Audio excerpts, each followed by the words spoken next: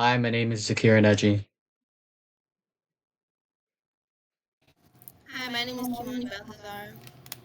Hello, I'm Tasnuba Hussain. and today we want to talk about software failures, specifically about the Facebook outage of 2021. What happened in the Facebook outage starts from the backbone of Facebook, which is what they call their network, which connects their data centers to the DNS server and the entire world. Entire world, which I mean the internet. So what happened was an engineer was doing maintenance on the backbone and sent a command to check on the network and how it was doing, but accidentally sent the wrong command and took down all the connections.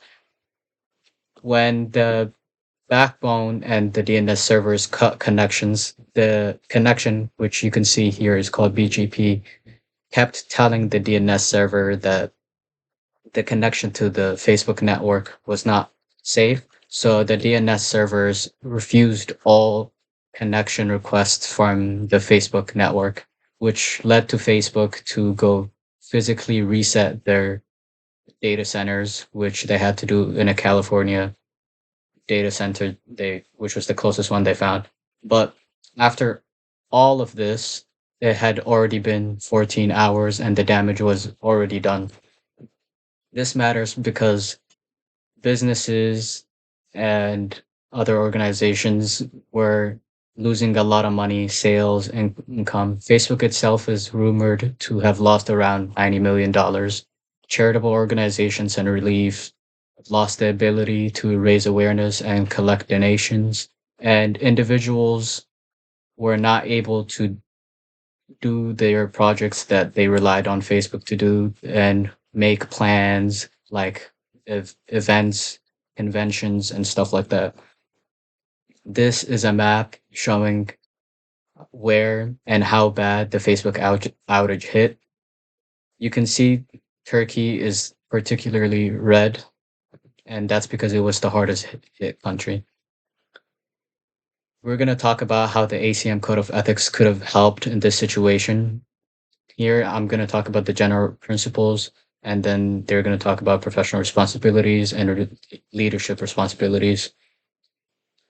When it comes to general principles, if Facebook had paid more attention of not avoiding harm, specifically not avoiding harm when taking account into how they should have been trying to contribute to society and acknowledging that all people are stakeholders in computing, especially looking back at their past and how other scandals have occurred, like their cryptocurrency making them testify before the House of Representatives for its financial impacts and how it went past some regulations, and how a whistleblower uh, could put out around 4,000 pages of documents revealing how the company cut off developer access to data, planned to track location of Android users, and more.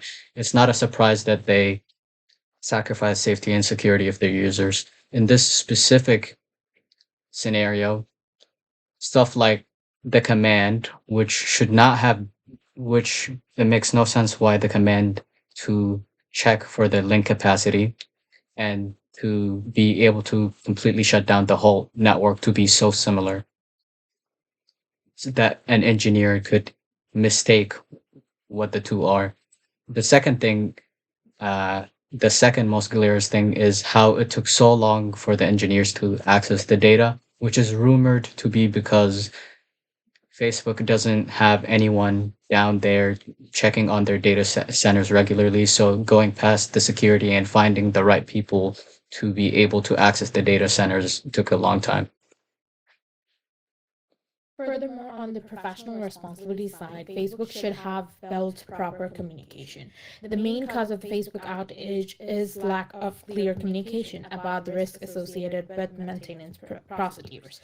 The oversight likely continued to the chaos and frustration experienced by the users and businesses during the outage. Perhaps there was a belief that users didn't need to know the nitty gritty technical details, but underestimating the importance of transparent communication only worsened the situation. Facebook also needs to recognize what kind of impact they have. Their actions caused a ripple effect, which directly impacted millions of people around the world. Every update, every tweak, and every decision, and has had the potential to affect users' lives in significant ways. In the case of Facebook outage, the failure to ensure the platform's reliability had profound consequences.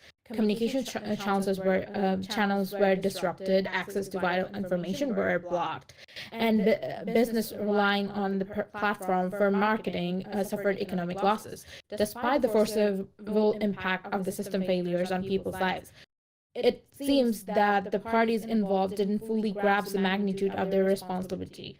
Perhaps there was a they were focused on the short-term goals or a belief system, which led to failures that were unlikely. Whatever the reason, the failure to prioritize measurements to prevent such disruptions showed a disconnection between the technical aspects of maintaining the platform and the real-world impact on individuals and communities.